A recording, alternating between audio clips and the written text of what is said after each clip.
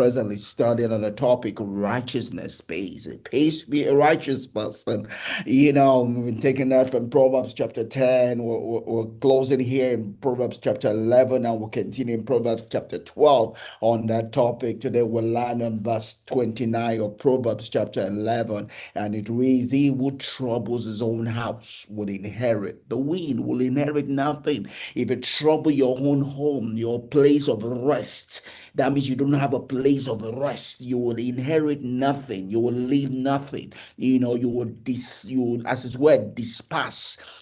Dispel your headquarters, your supposed resource. Your supposed thing that you're supposed to fall back into. And onto. He will inherit the wind, and the fool will become the servant of the wise of heart. Right? We don't want to be the servant of the wise of heart. We want to reign in this life as God will have us to. That's why we embarked on this study, August 2023.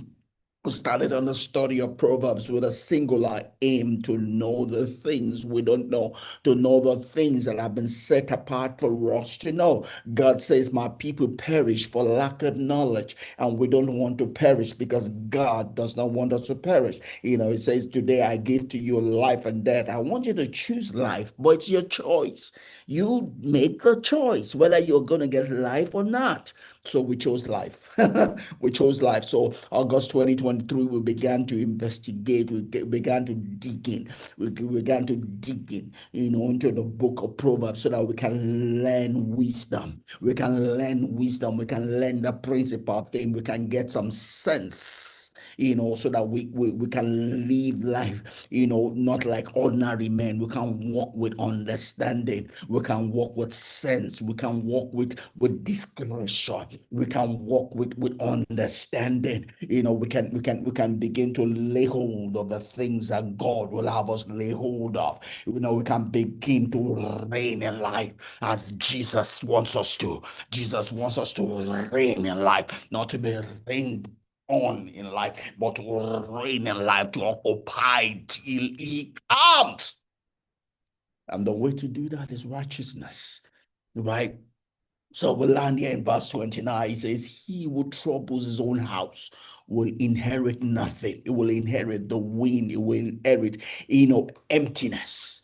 In your house, there's provision. There is provision for you. There is a starting point for you. God says that He puts the solitary in families. That's got to be a reason why God puts the solitary in families.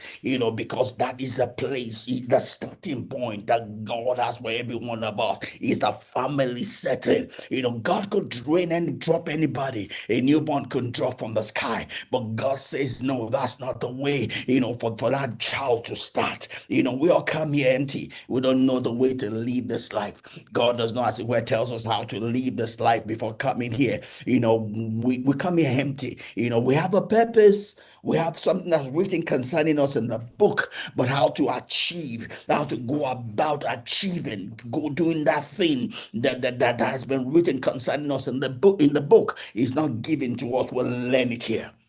We'll learn it here, right? And that's part of why it says, honor your father and your mother so that you will live long, so that you will live long. And it's not just the length of life, it is the breadth of life also. It's not just the length of life, it's a breadth of life also.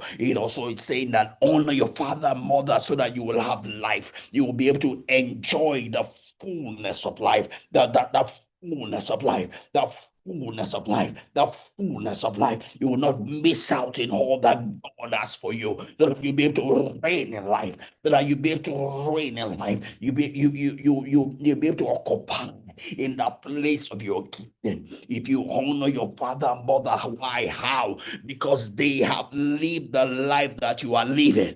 They have lived the life you are living. They missed it in some things, they got it in some things. So they have the experience for you so that you don't have to reinvent the wheel. You can do better than them. You can do better than them. You don't have to make their own mistake. You can start from a higher pedestal, not start from where they started, but you can learn from what they did and do better.